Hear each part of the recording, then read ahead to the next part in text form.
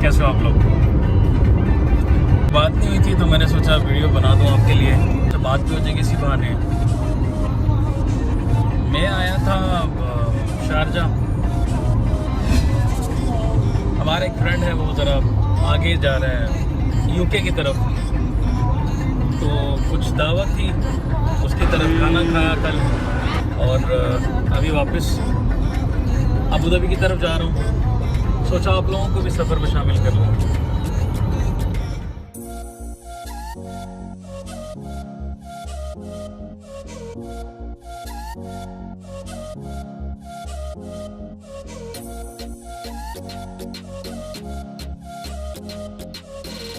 छोटी सी कोशिश कर रहा हूँ ब्लॉग स्टार्ट करने की, आप लोग साथ रहिएगा।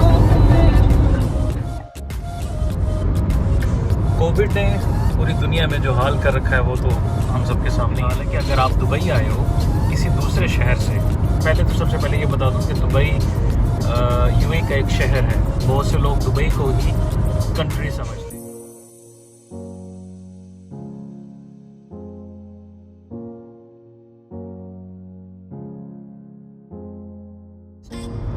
नेगेटिव रिपोर्ट आपके पास होनी चाहिए। तो अभी मैं दुबई से एग्ज़िट कर रहा हूँ अबू धाबी की तरफ, तो ये उसका चेक पोस्ट है। शाम का वक्त है, मगरिब से कुछ देर पहले, और ये है चेक पोस्ट।